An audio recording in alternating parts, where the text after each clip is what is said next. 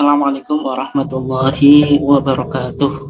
Waalaikumsalam warahmatullahi wabarakatuh. Waalaikumsalam warahmatullahi wabarakatuh. Alhamdulillahi wahdah wassalatu wassalamu ala man la nabiyya ba'dah amma ba'd. Yang saya hormati Ketua PCM Kota Bojonegoro dan seluruh jajaran strukturalnya, Bapak-bapak dan ibu-ibu sekalian dari berbagai macam kaum di Kota Bojonegoro, baik sekolahan, kemudian juga rumah sakit mungkin, dan yang lainnya, dan juga bapak-bapak dan ibu sekalian dari luar Bojonegoro yang kemungkinan juga join kajian ketarjian dengan PCM Kota pada saat ini, dan juga segenap pengurus mahasiswa Kota Bojonegoro yang mensupport terselenggaranya kajian kita pada malam hari ini. Alhamdulillah pada kesempatan ini kita dipertemukan oleh Allah Subhanahu wa taala di dalam kajian rutin ketarjian 2 minggu sekali dengan PCM Kota Bojonegoro dalam keadaan sehat walafiat. Salawat dan salam semoga tetap terlimpahkan kepada junjungan kita Nabiullah Muhammad SAW, keluarganya, sahabatnya, dan seluruh orang yang mengikuti sunnahnya sampai hari kiamat. Jamaah sekalian yang dimuliakan Allah, insya Allah pada kesempatan ini kita akan mengangkat sebuah topik, yaitu Muhammadiyah dan kebudayaan. Topik ini saya kira menarik untuk kita coba kaji dan kita diskusikan 1 jam ke depan, dan saya berharap nanti Bapak dan Ibu sekalian bisa memberikan komentar dan respon terhadap topik ini, karena topik ini perlu sebuah solusi, yaitu sebenarnya bagaimana Muhammadiyah itu melihat budaya. Yang ketika kita bicara budaya, seolah-olah Muhammadiyah itu sebuah gerakan yang anti budaya. Muhammadiyah tidak ramah dengan seni dan budaya, sehingga dakwah yang dilakukan oleh Muhammadiyah itu terkesan kaku. Dan kalau kita lihat respon warga Muhammadiyah terhadap relasi atau hubungan antara Muhammadiyah dan kebudayaan itu juga variasi. Ada kelompok di kalangan Muhammadiyah yang sama sekali tidak memberikan ruang seni dan budaya di dalam Muhammadiyah. Ada juga yang tidak melakukan filterisasi, artinya segala budaya apapun itu oke-oke saja. Dan sebenarnya Muhammadiyah dalam memandang budaya itu bagaimana? Itu nanti kita akan coba gali dan kita akan kaji dalam kajian pada saat ini. Sehingga topik ini saya kira penting untuk kita coba angkat dan kita coba biasakan untuk kita diskusikan, sehingga kita nanti melahirkan kesimpulan atau juga pandangan tentang sebenarnya sikap Muhammadiyah terhadap budaya itu bagaimana. Bapak dan Ibu sekalian yang dimuliakan Allah, sebelum kita mengkaji topik ini lebih lanjut, yang pertama kita akan coba mulai dulu dengan Muhammadiyah. Apa itu Muhammadiyah? Muhammadiyah itu secara umum bisa kita gambarkan Muhammadiyah itu sebagai gerakan Islam atau harokat Islamiyah. Artinya Muhammadiyah itu lahir untuk mengajak orang masuk Islam dan memahami Islam itu. Sehingga dakwah Muhammadiyah ditujukan kepada orang yang belum menerima Islam itu sendiri, dan juga kepada orang Islam itu sendiri, artinya yang sudah menerima hidayah, yang sudah menjadikan Islam itu sebagai bagian dari keyakinan. Itu objek dakwah Muhammadiyah, sehingga Muhammadiyah lahir sebagai gerakan Islam. Dan kemudian gerakan Islam ini diimplementasikan di dalam gerakan dakwah amar ma'ruf nahi mungkar, ya, yaitu Muhammadiyah mencoba mendakwahkan nilai-nilai Islam itu kepada masyarakat, yaitu dengan melalui dua hal itu. Yang pertama, amar ma'ruf, yaitu mengajak kepada kebaikan dengan mendirikan sekolah, dengan mendirikan rumah sakit dan sebagainya, dan juga nahi mungkar, yaitu mencegah kemungkaran. Jadi ini dua sayap Muhammadiyah sebagai harokah dakwah, yaitu gerakan dakwah, yaitu bergerak di dakwah amar ma'ruf dan nahi mungkar. Nah, kemudian yang ketiga, Muhammadiyah itu sebagai harokat tajdid, yaitu gerakan tajdid. Ini yang saya kira penting untuk kita coba diskusikan, kita coba galakkan diskusi atau bagaimana kita melihat Muhammadiyah itu sebagai gerakan tajdid. Artinya ada sebuah tajdid, ada sebuah pembaruan yang dilakukan oleh Muhammadiyah, dan tentu untuk memahami Muhammadiyah sebagai harokat tajdid itu tidak akan kita bisa mendapatkan kesimpulan kecuali dengan mengkaji pemikiran keagamaan Muhammadiyah itu. Dan dengan kita mengkaji baik putusan dan fatwa tarjih, kita baru bisa melihat sisi-sisi tajdid yang dilakukan oleh Muhammadiyah di dalam pemahaman keagamaan.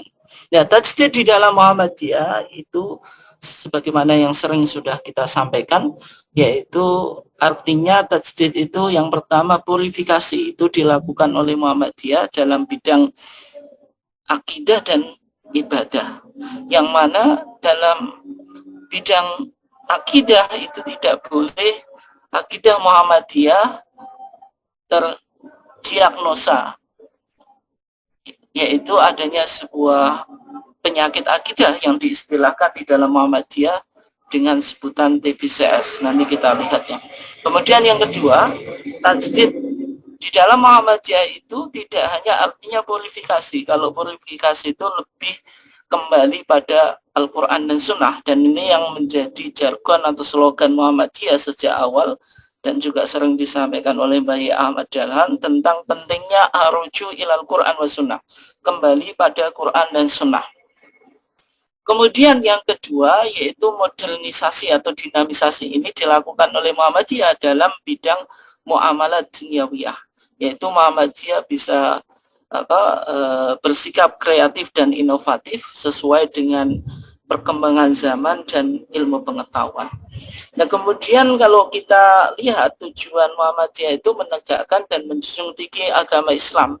Ini tujuan Muhammadiyah itu. Kemudian cita-cita Muhammadiyah itu mewujudkan masyarakat Islam yang sebenar-benarnya masyarakat adil makmur, yang diridhai oleh Allah Subhanahu wa taala, sehingga terrealisasi apa yang digambarkan oleh Al-Qur'an, yaitu baldatun thayyibatun wa rabbun ghafur itu. Nah, Bapak dan Ibu sekalian yang dimuliakan Allah, nah kita tadi sudah sampaikan ya bahwasanya Muhammadiyah tidak hanya harokah Islamiyah, tidak hanya gerakan Islam, tetapi juga Muhammadiyah itu gerakan Islamnya itu diimplementasikan menjadi harokah dakwah, gerakan dakwah yang orientasinya itu pada dua tadi, yaitu amar ma'ruf, memerintahkan kepada kebaikan, kemudian yang kedua nahi mungkar, yaitu melarang kemungkaran. Dan kemudian yang menjadi corak pemikiran Muhammadiyah dalam bidang keagamaan, yang ini saya kira penting untuk kita dalami dan sering-sering kita diskusikan dalam kajian kita, yaitu menempatkan Muhammadiyah sebagai harokatut tajdid. Saya kira kalau di akar rumput itu ya secara umum warga Muhammadiyah sudah paham kalau Muhammadiyah itu gerakan Islam, kalau Muhammadiyah itu gerakan dakwah. Tetapi melihat Muhammadiyah sebagai harokatut tajdid itu jarang sekali, apalagi fakta di lapangan masih banyak warga Muhammadiyah yang masih tidak memiliki pemahaman terhadap putusan dan fatwa tarjih, sehingga pemikiran-pemikiran tajdid yang dilakukan oleh Muhammadiyah dalam konteks keagamaan apa yang dilakukan oleh Majelis Tarjih itu secara umum belum dipahami warga Muhammadiyah secara utuh. Ya, tajdid tadi sebagaimana yang sudah kita sampaikan tadi, tajdid itu kalau dalam bidang akidah dan ibadah artinya pemurnian atau purifikasi, yaitu mengembalikan kemurnian ajaran agama Islam ini sesuai dengan as-sholahnya, sesuai dengan otentisitasnya, atau sesuai dengan sumber agama itu yang mana sudah dirumuskan dalam mahwadin, apa itu agama, dalam masalah 5 di dalam Muhammadiyah itu bahwasanya sumber agama itu ya Al-Quran dan As-Sunnah As-Sahihah ay Al-Maqbulah. Artinya ketika Muhammadiyah bicara akidah dan ibadah itu melihatnya apa rigid. Artinya ibadah yang berkaitan dengan keyakinan, yang berkaitan dengan apa yang diyakini oleh hati, atau orang barat menyebutnya the belief itu, dan juga ibadah yang merupakan ekspresi ritual dari apa yang diyakini itu harus bersumber pada Quran dan Sunnah.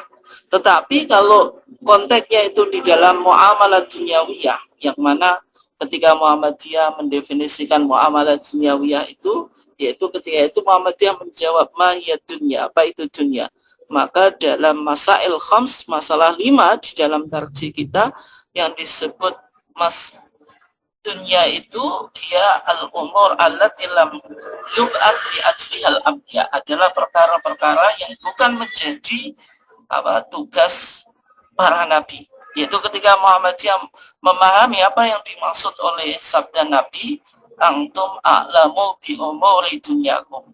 Dan sehingga dalam konteks muamalah dunyawiyah, tajdid di dalam Muhammadiyah itu artinya dinamis, artinya berkembang, fleksibel, sesuai dengan perkembangan ilmu pengetahuan dan zaman. Dan sehingga ada 2 sayap tajdid dalam Muhammadiyah yang ini perlu untuk kita pahami. Di satu sisi tajdid yang dilakukan Muhammadiyah itu tajdid salafi dalam arti purifikasi. Salafi itu artinya merujuk kepada apa yang diyakini oleh generasi salaf, yaitu para sahabat dan para tabi'in. Ini dilakukan oleh Muhammadiyah dalam bidang ibadah dan akidah tadi. Artinya kalau tajdid salafi itu sifatnya kembali ke belakang, artinya melihat praktek keagamaan atau pemahaman keagamaan yang dilakukan oleh generasi salaf, yaitu para sahabat dan para tabi'in itu.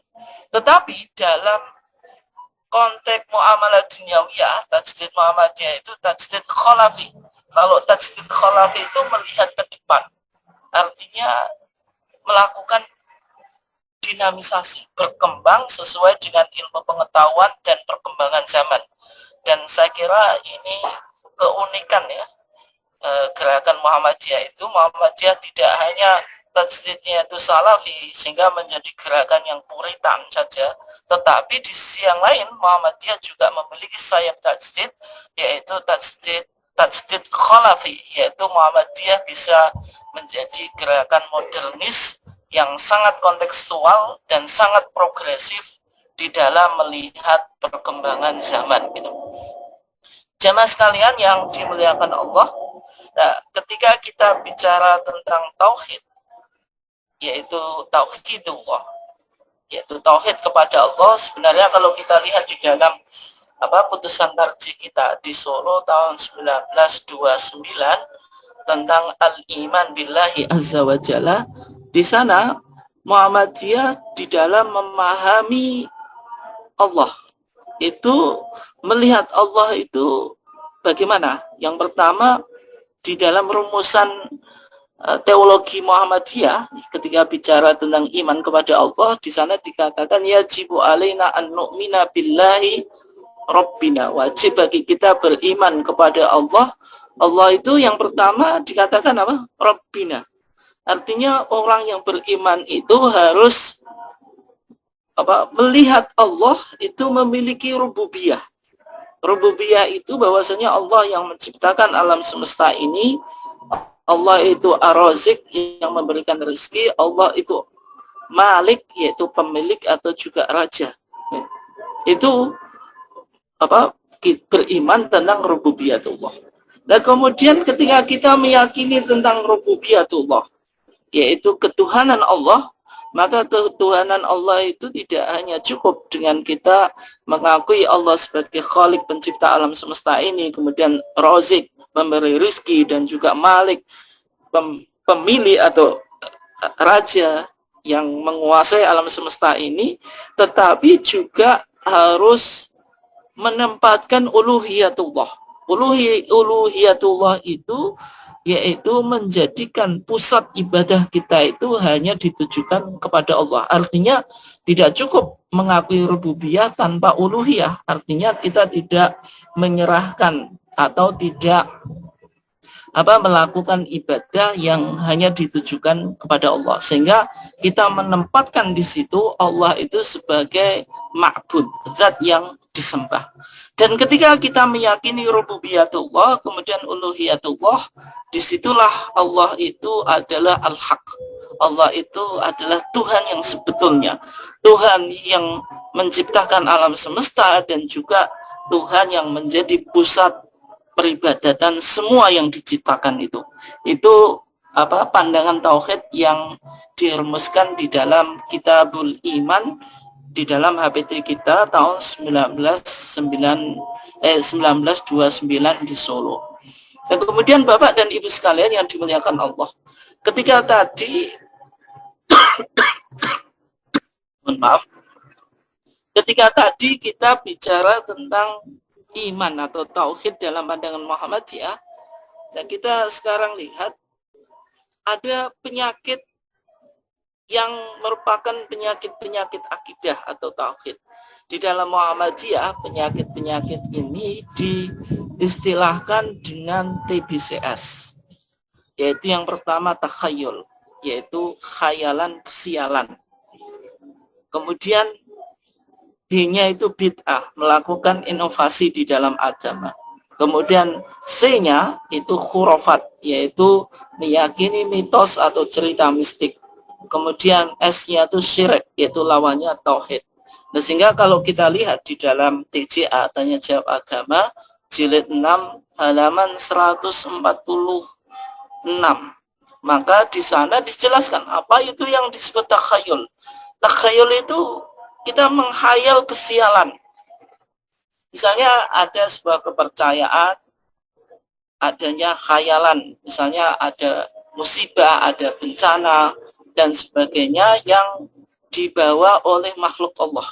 Jadi kalau dalam pandangan ketauhidan kita, seharusnya adanya musibah, adanya bala itu ya tentu atas izin Allah, bukan karena sebab-sebab yang lain. Tetapi bagi orang yang memiliki pandangan tadi, mempercayai takhayul, maka akan menjadikan makhluk-makhluk itu dianggap membawa kesialan atau ketidakberuntungan.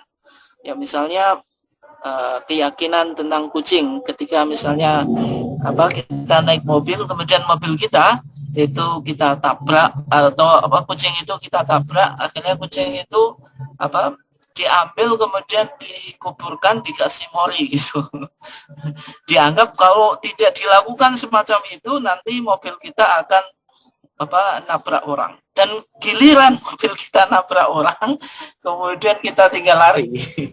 Itu contoh takhayul ya. Takhayul itu artinya ada sebuah anggapan kesialan. Ya misalnya tentang angka 13 dan sebagainya. Nah kemudian tadi B-nya itu bid'ah. Bid'ah itu yaitu melakukan sesuatu yang berkaitan dengan ibadah yang tidak pernah dilakukan oleh Nabi. Itu kalau bid'ahnya itu idhofiyah. Idhofiyah itu artinya menambah sesuatu ibadah yang tidak dilakukan oleh Nabi. Itu yang disebut bid'ah. Tapi juga penting untuk dicatat Bapak dan Ibu sekalian yang dimuliakan Allah, bid'ah itu tidak berkaitan dengan idhofiyah saja, yaitu menambah ibadah yang tidak pernah dilakukan oleh Nabi, tapi juga ada bid'ah tarkiyah. Artinya ada sebuah ajaran yang dilakukan oleh Nabi, kemudian ditinggalkan atau diingkari itu juga sebuah kebid'ahan. Itu yang penting untuk kita catat. Nah, di sini artinya ketika Muhammadiyah bicara dalam bidang ibadah, maka ibadah itu tuntunannya harus Quran dan Sunnah, sehingga amalan-amalan yang mungkin secara akal itu baik, tetapi ketika tidak ditemukan dalilnya secara khusus dari Al-Quran dan Sunnah, maka tidak diamalkan. Ya, yang sering saya contohkan di dalam kitab sholah kita tahun 1929 itu ternyata sholawat yang dirumuskan oleh ulama-ulama Muhammadiyah ketika itu, bacaan sholawat di dalam sholat itu tanpa menggunakan sayyidina. Artinya tidak, bacaan sholawatnya itu bunyinya tidak Allahumma sholli ala sayyidina Muhammad wa ala ali sayyidina Muhammad sebagaimana yang populer di dalam masyarakat.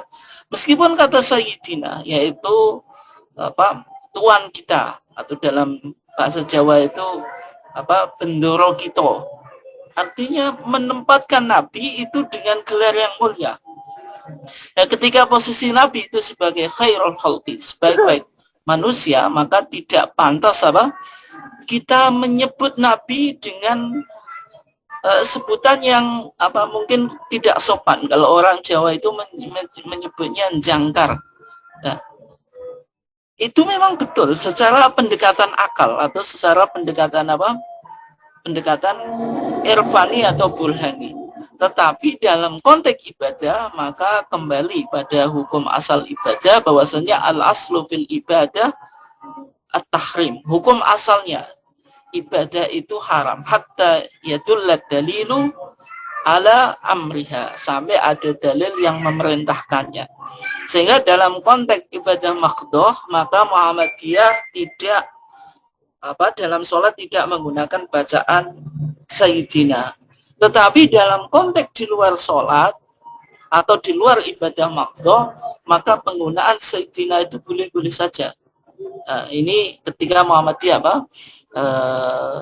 melihat ibadah itu, sehingga ibadah itu tidak boleh ada yang diistilahkan dengan bid'ah. Kemudian khurafat itu tadi percaya kepada mitos, percaya terhadap cerita-cerita mistik. Misalnya bagi masyarakat di Jogja, mereka memiliki kepercayaan Nyi Roro Kidul, yaitu penguasa Laut Selatan, sehingga mereka memberikan sesajen, biasanya juga di Sasi Suro. Nanti kita akan coba lihat ya, karena tadi kita bicara tentang budaya, itu biasanya ada budaya larung laut, yaitu dengan memberikan sesajen dengan kepala kerbau dan hasil bumi. Kemudian kerbau dan hasil bumi itu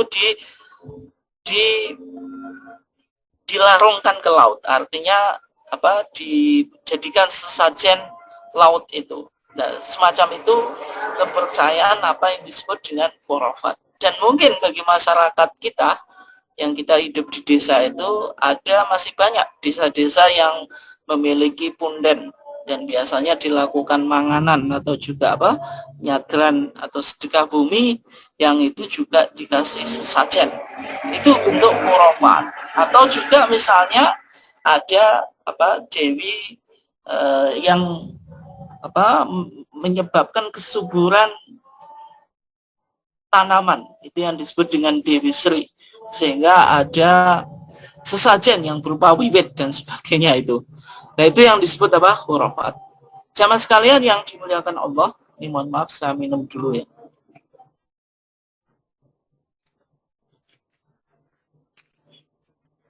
Ketika kita lihat di dalam HPT Jilid 3 ya, di Monas Tarji di Malang tahun 2010.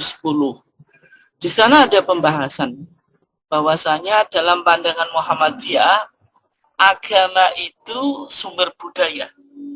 Artinya di sini penting ya, ketika kita belajar sosiologi dan antropologi, maka dalam pandangan sosiologi dan antropologi, agama itu diletakkan atau ditempatkan sebagai unsur budaya. Jadi budaya membentuk agama. Tapi dalam pandangan Islam sebenarnya yang perlu untuk kita catat sehingga nanti kita tahu posisi budaya itu di mana. Dan sebenarnya budaya itu lahir dari agama. Budaya itu lahir dari agama, sehingga agama itu harus menjadi sumber budaya, bukan budaya itu yang menjadi agama. Sehingga ketika kita lihat ad-din al-islami atau agama Islam sebagaimana yang dirumuskan oleh Majelis Tarjih di Masail al-Khams itu, sebenarnya agama itu sebagai konsep itu disusun atas 3 komponen utama. Yang pertama ada yang disebut dengan komponen batiniah. Orang yang beragama itu meyakini tentang tentang sesuatu yang diyakini atau yang gaib. Dalam pandangan Islam itulah Allah gitu.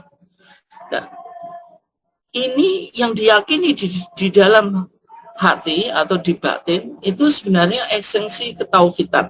Artinya orang yang beragama, beragamanya itu diawali dengan keyakinan yang ada di dalam hati. Sehingga orang yang beragama, agamanya apapun itu pasti yang pertama dimulai keyakinan di dalam hati. Dan keyakinan yang di dalam hati itulah yang disebut komponen batiniah yang merupakan esensi ketauhidan. Kemudian orang meyakini sesuatu di dalam hati itu tidak cukup. Keyakinan yang ia yakini itu harus diekspresikan menjadi sebuah ritual atau dengan melakukan ibadah yang dilakukan oleh badan. Nah, itulah yang disebut komponen simbolik. Artinya ketika kita melihat ada orang yang meyakini atau mengaku muslim, percaya kepada Allah, percaya kepada Rasulullah, tetapi tidak melakukan sholat, itu artinya dia beragama, tapi agama yang diyakini itu tidak ada komponen simbolik. Komponen simbolik ini yang menyimpulkan bahwasanya dia beragama. Dan ini diekspresikan dalam ritual ibadah. Nah, kemudian tadi, setelah ada komponen batiniah, komponen simbolik, kemudian ada komponen muamalah, yaitu seseorang mengekspresikan tentang keyakinannya, tentang ritual ibadahnya, itu dengan beberapa ekspresi. Itulah yang nanti membentuk budaya. Ya, contohnya gini Bapak dan Ibu sekalian yang dimuliakan Allah. Ketika kita sholat itu bagian dari rukun Islam. Nah, orang mau sholat itu harus ada batiniah atau komponen batiniah. Nah, artinya dia percaya kepada Allah, percaya kepada Rasul. Sehingga meyakini ada perintah sholat. Maka dengan sholat itu, dia mengekspresikan agama itu dalam bentuk ritual.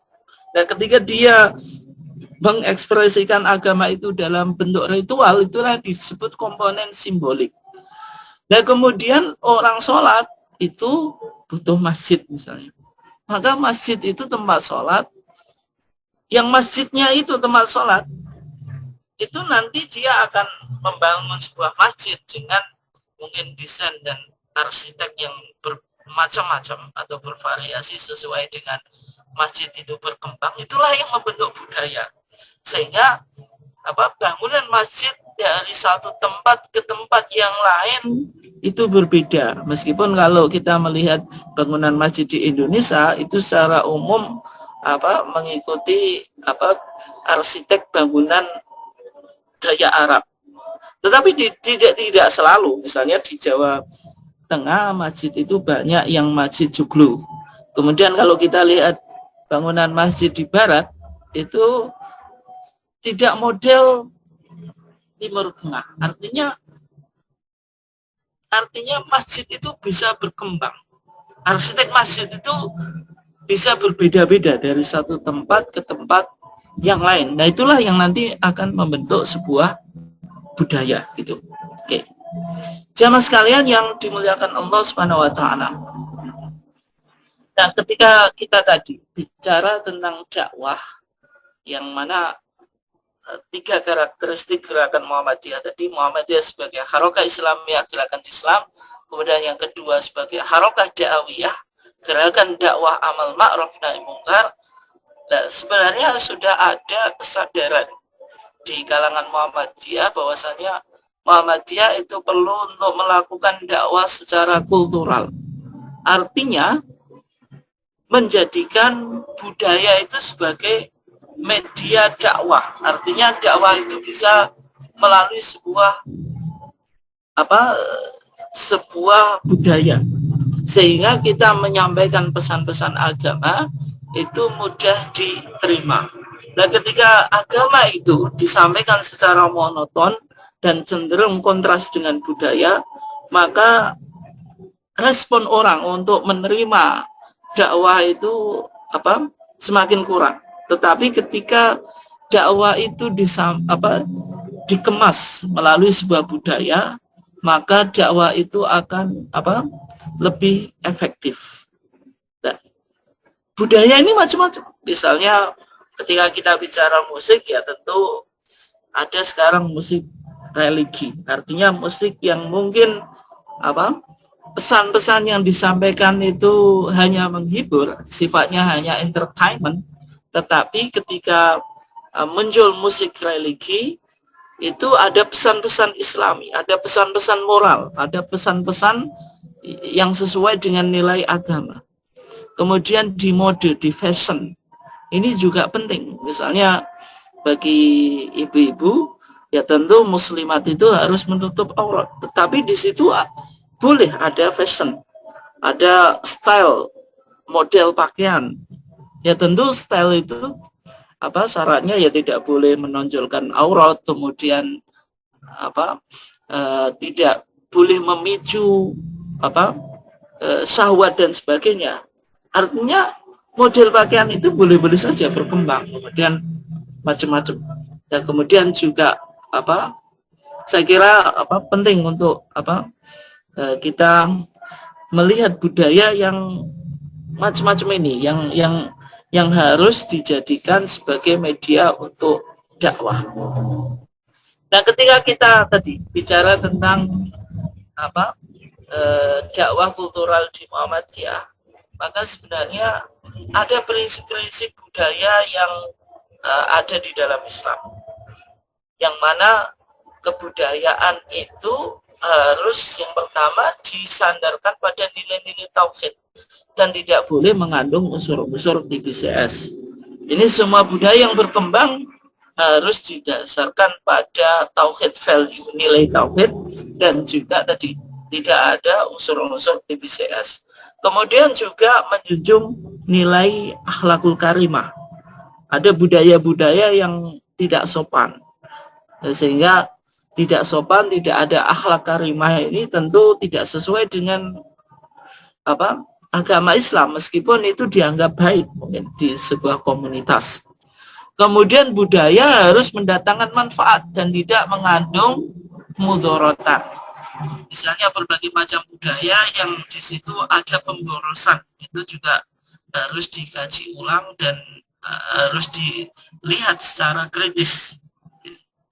Kemudian Bapak dan Ibu sekalian yang dimuliakan Allah, ketika kita bicara varian budaya di masyarakat, maka budaya itu macam-macam variannya. Ada budaya lokal yang kental dengan nilai-nilai kepercayaan atau agama yang cenderung dimitoskan tadi.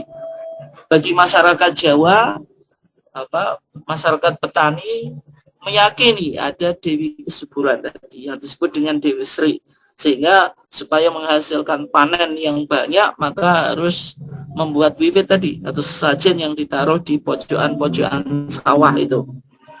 Dan kemudian bagi masyarakat yang hidup di Laut Selatan tadi, yaitu ada sebuah mitos yang dibangun, yaitu Nyi Roro Kidul. Kemudian juga di setiap desa itu ada mitos-mitos yang dibangun.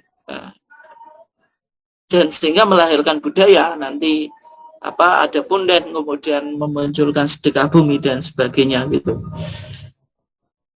Kemudian yang kedua, ada budaya lokal yang mencampur adukkan nilai-nilai Islam dan kepercayaan animisme dan dinamisme. Artinya di situ terjadi percampuran. Tidak bisa kita katakan budaya itu misalnya warisan Hindu dan Buddha atau merupakan kepercayaan animisme dan dinamisme. Tapi di situ ada percampuran. Di satu sisi Islami, di satu sisi tidak. Nah, itu juga ada. Kemudian ada budaya global, gitu. Bagaimana musik, mode, fashion, food, lifestyle dan sebagainya. Yang mana kalau budaya global ini sebenarnya itu hukum asalnya boleh, tetapi tadi selama yang pertama tidak mengandung kerusakan, kemudian bahaya, kemudian kedurhakaan atau mengandung sesuatu yang sifatnya itu haram. Dan musik ini kan tergantung ilahnya dalam HPT kita ketika bicara alatul lahwi, yaitu musik itu, maka tergantung ilahnya. Bagaimana lirik musik itu? Bicara tentang apa? Kemudian fashion juga sama. Kalau fashion yang mungkin tidak menutup aurat, nah ini menjadi budaya global. Orang Islam misalnya memakai fashion dalam berpakaian dengan pakaian yang gaya barat yang tidak menutup aurat, nah, itu tentu tidak sesuai dengan agama Islam. Nah, kemudian saya sekedar cerita ya. Misalnya ada sebagian umat Islam yang memandang budaya barat itu semuanya tidak boleh, atau budaya global itu misalnya memakai jeans, memakai celana levis gitu. Mungkin di Indonesia di sini orang memakai celana levis itu sebagian orang memandangnya ini tidak baik gitu. Dan ini tidak religius gitu. Dan ternyata ketika kita misalnya hidup di daerah yang musimnya itu ada musim panas dan musim dingin, ternyata pakaian levis itu ketika di musim dingin itu sangat cocok ya. Ketika kita pakai celana yang biasa itu masih dingin gitu. Tetapi ketika kita pakai celana levis itu dengan memakai celana levis bisa memproteksi kita dari kedinginan. Nah, semacam-macam itu, jadi penilaian semacam itu ya situasional dan subjektif gitu. Nah, sehingga untuk melihat semacam itu artinya tidak bisa digeneralisir.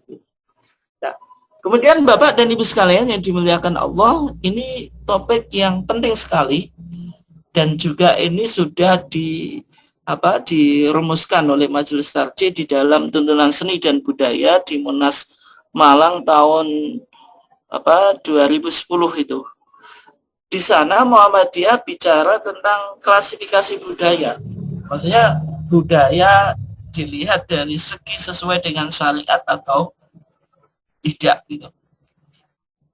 Budaya itu dilihat dari segi sesuai dengan syariat atau tidak, itu bisa diklasifikasikan menjadi 3. Ada kebudayaan yang diakui oleh syariat.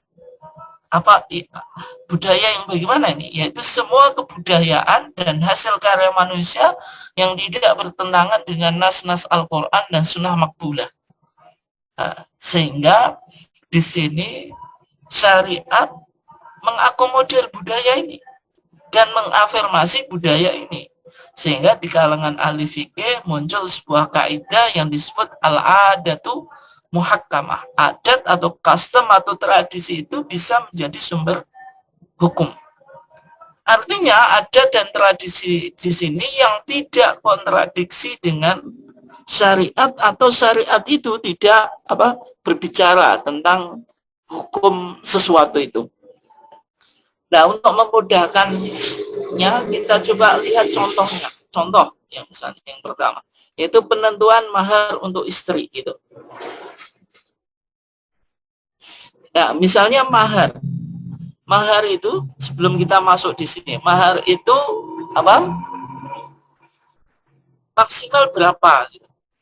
Dalam pandangan ahli fikih semuanya maksimal mahar itu tidak ditentukan.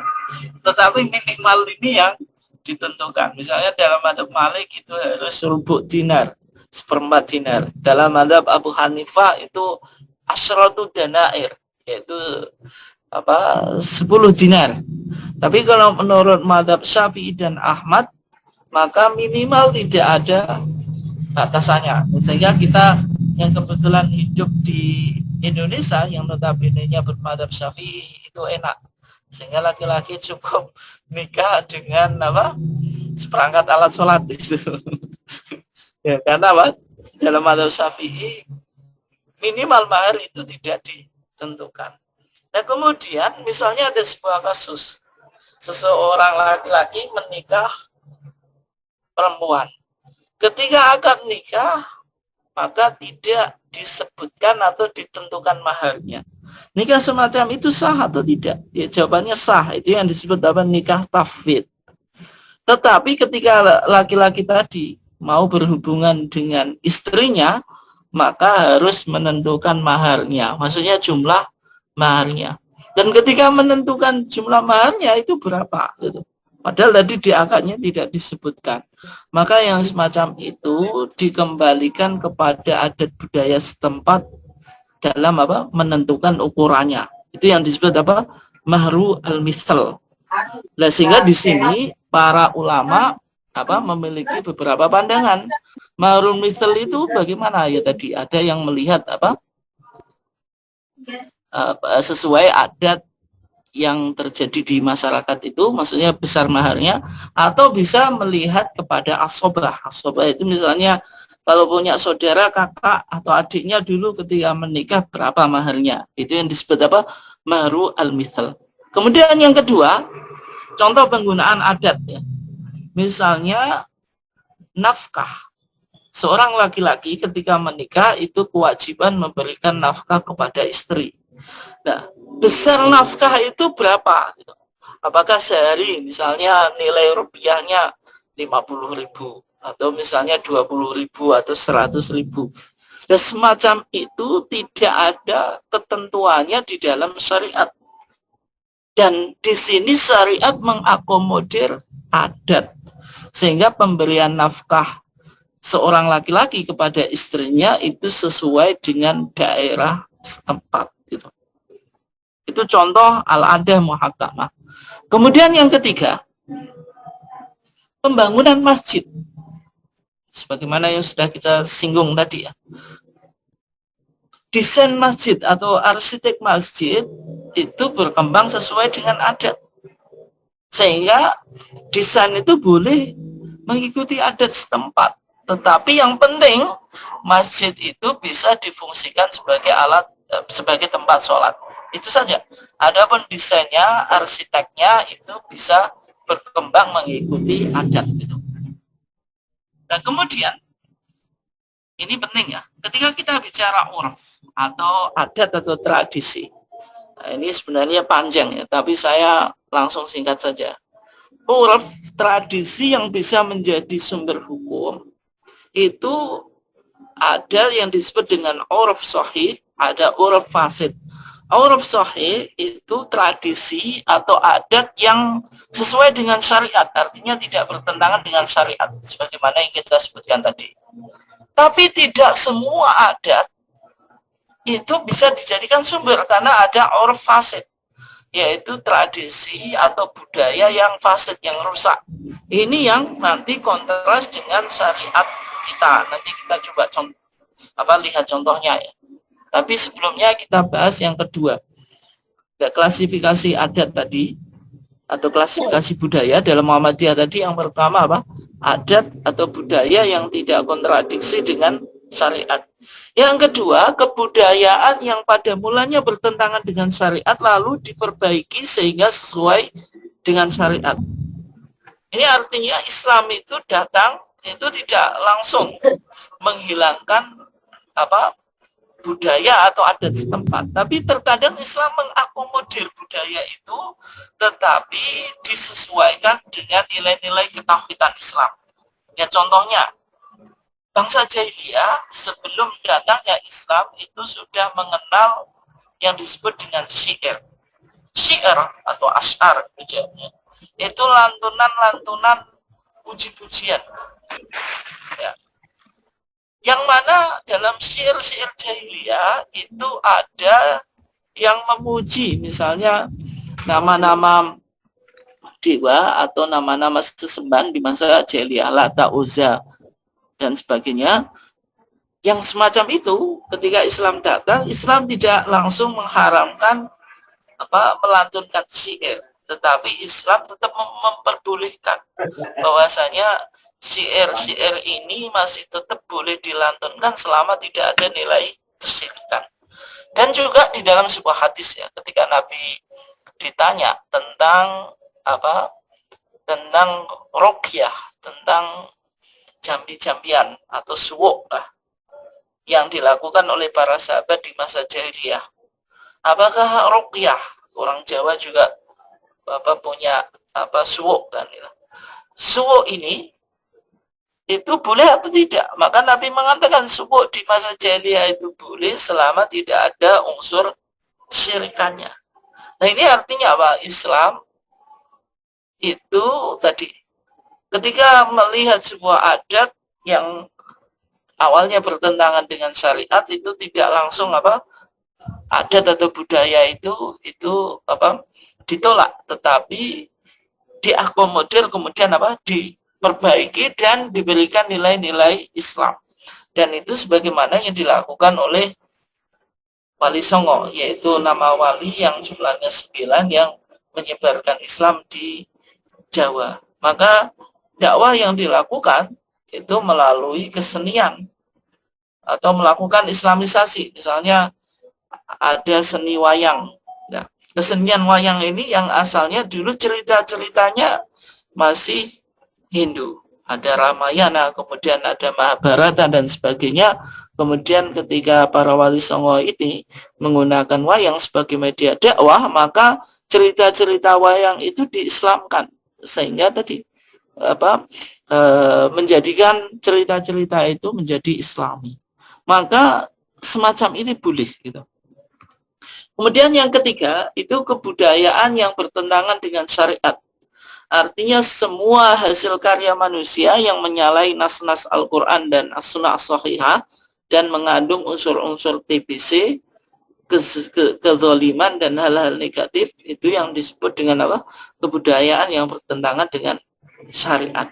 Nah, dalam pandangan ini jelas, maka budaya atau hasil karya dan ciptaan manusia yang bertentangan dengan syariat itu harus ditundukkan kepada ajaran Islam, bukan sebaliknya yang terjadi, yaitu misalnya Islam yang harus ditundukkan mengikuti budaya.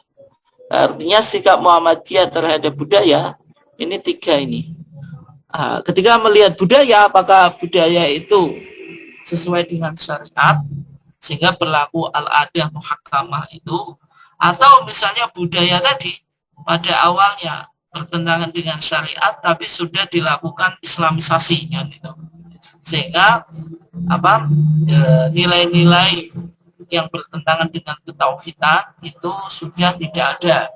Kemudian ataukah misalnya budaya itu bertentangan dengan syariat, maka ketika bertentangan dengan syariat karena menyalahi nusus as-syar'iyah baik Quran dan Sunnah dan juga mengandung unsur TBCS, maka ketika itu adat atau kebudayaan itu yang harus ditundukkan kepada syariat, bukan sebaliknya, maksudnya syariat atau agama yang ditundukkan pada kebudayaan. Sehingga dalam tuntunan seni dan budaya Islam Munas Malang 2010, maka di situ Muhammadiyah menyontohkan budaya-budaya, ada dua budaya, meskipun budaya ini menjadi ikon wisata atau untuk menarik ikon wisata, untuk menarik para wisatawan asing untuk masuk ke Indonesia, tetapi dilihat oleh Muhammadiyah budaya ini tadi tidak sesuai dengan Al-Quran dan Sunnah, nilai tauhid dan juga ada unsur-unsur TBCS, yaitu misalnya budaya larung laut, yaitu keyakinan yang diyakini oleh masyarakat Jogja tadi, dan ini juga biasanya dilakukan di 10 syura, ya, ini, yaitu dengan apa, memberikan sesajian kepada Nyi Roro Kidul yang berupa kepala kerbau dan hasil pertanian, kemudian dihanyutkan ke laut. Ya, sebenarnya budaya ini dari Hindu, dan intinya yaitu apa, ngalap berkah atau mengharap berkah dan supaya terhindar dari mara bahaya. Nah, ini dianggap kontradiksi dengan Al-Quran dan Sunnah, ada nilai TBCS, karena dalam pandangan Islam tidak ada selain Allah yang dapat memberikan manfaat dan madharat. Kemudian upacara ngaben ini dilakukan oleh masyarakat Hindu Bali, yaitu orang meninggal itu dibakar. Yang mana dalam keyakinan Hindu, ketika dibakar maka orang yang meninggal itu akan masuk ke dalam sebuah alam yang disebut alam nirvana. Nah, keyakinan semacam ini meskipun menjadi ikon budaya dalam tuntunan seni dan budaya Islam Monas Malang 2010, ini dianggap budaya yang berlawanan dengan Al-Quran dan Sunnah dan TBCS, dan juga budaya yang tidak membangun peradaban. Kenapa demikian? Ya, karena orang meninggal itu harus diperlakukan sebagaimana ia hidup. Ketika orang dibakar, maka tidak memperlakukan orang yang meninggal itu secara baik. Nah, itu diantaranya. Yang kedua tadi, ada unsur mubadir, yaitu menghamburkan dana yang luar biasa. Dan itu apa, tidak digunakan pada semestinya. Artinya membebani orang Hindu Bali ketika mau melakukan upacara ngaben itu mengumpulkan dana yang cukup besar gitu, dan tidak semua orang bisa gitu. Nah, sehingga di Bali itu ditaruh di bawah kayak pohon cendana itu sambil menunggu mengumpulkan modal gitu. Nah, kemudian misalnya tadi sesajen larung laut itu dianggap ya tadi juga, yaitu menghamburkan harta, itu atul mal, dan juga sedekah tidak humanis. Meskipun ya orang yang melakukan larung laut beranggapan bahwasanya budaya larung laut itu tidak hanya untuk Nyi Roro Kidul, tetapi bersedekah kepada ikan yang ada di laut. Dan dalam pandangan Muhammadiyah, sedekah itu harus humanis. Artinya ketika kita melihat banyak tetangga kita yang masih kelaparan, tetapi kita tidak berikan sedekah, kemudian sedekah itu disalurkan atau diberikan kepada ikan itu akan tetap hidup meskipun tidak kita kasih sedekah. Sedekah semacam itu dalam pandangan Muhammadiyah disebut dengan sedekah yang tidak humanis, artinya tidak sesuai dengan konteksnya. Kemudian juga upacara sedekah bumi atau nyadran. Nah, ini juga sama dengan larung laut tadi, intinya ngalap berkah, kemudian menolak mara bahaya. Yang ini masih umum ya dilakukan di masyarakat kita. Biasanya di upacara sedekah bumi atau nyadran itu ada yang disebut dengan bubur suro, karena meskipun tidak selalu dilakukan di hari suro dan bahkan kadang sebelumnya ya, itu di situ disebut bubur suro. Yang bubur ini harus dimasak dari kuali dari tanah, ada yang dimakan dan dikubur. Nah, semacam ini juga tadi kontras dengan budaya yang dipahami oleh Muhammadiyah, dan sedekah itu juga tadi harus sifatnya humanis. Nah, sehingga ketika Muhammadiyah mencoba menawarkan dakwah kultural, maka tadi kenapa demikian? Ada beberapa tujuan ya sebenarnya untuk mendekati masyarakat sebagai sasaran dakwah, yang mana ini ya Muhammadiyah belum banyak andil ya, misalnya dalam seni suara dan sebagainya itu masih belum kita lihat perkembangannya yang pesat di Muhammadiyah gitu, dan terkesan masih tertinggal ya. Artinya itu boleh-boleh saja selama tadi tidak berlawanan dengan tauhid atau TBCS. Sehingga tadi dakwah kultural itu tetap tolak ukurnya ya harus tauhid. Dan dengan dakwah kultural yang bersifat transformatif, ada pembaruan pendekatan religi kultural, itu lebih mudah untuk direspon oleh masyarakat.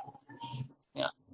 Kemudian berikutnya ya Bapak dan Ibu sekalian yang dimuliakan Allah, sebelum kita tutup kajian kita, ada kaidah budaya. Ya pada dasarnya ketika kita melihat budaya itu kaidah umumnya al-aslu fil asya al-ibahah hatta yadulla dalilu ala tahrim.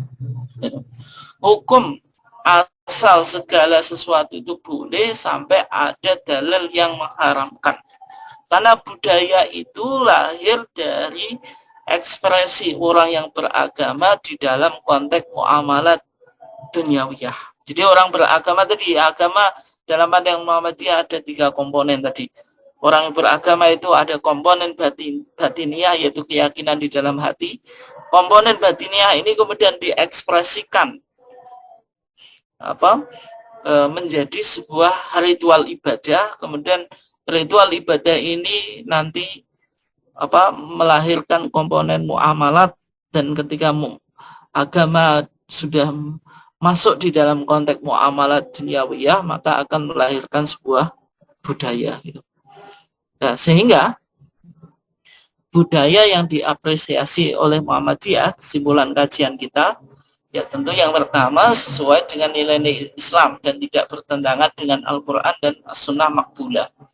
Yang kedua, budaya tadi meningkatkan keimanan dan tidak mengandung unsur yang disebut dengan TBCS. Artinya ketika menjadikan seni itu sebagai budaya yang islami, dimasukkan nilai-nilai keislaman, pesan-pesan Islam, dan dengan orang mendengarkan misalnya tadi musik yang islami itu meningkatkan keimanan, tapi ini konteksnya muamalat duniawiyah, tidak bisa dibawa ke ibadah, maka itu boleh. Kemudian menumbuhkan kebersihan jiwa dan kemaslahatan serta tidak mengandung unsur kezaliman dan kerusakan. Ini penting, sehingga misalnya ketika kita bicara musik, maka musik itu liriknya isinya apa? Ini membawa pada nilai edukasi atau justru memancing orang melakukan kemaksiatan. Nah, ketika tadi berarti kan musik dalam pandangan Muhammadiyah itu kan berdasarkan ilahnya, yaitu kausa hukumnya, ini mengarah kepada yang positif atau negatif, mengandung unsur ketauhidan atau mengandung unsur TBCS gitu.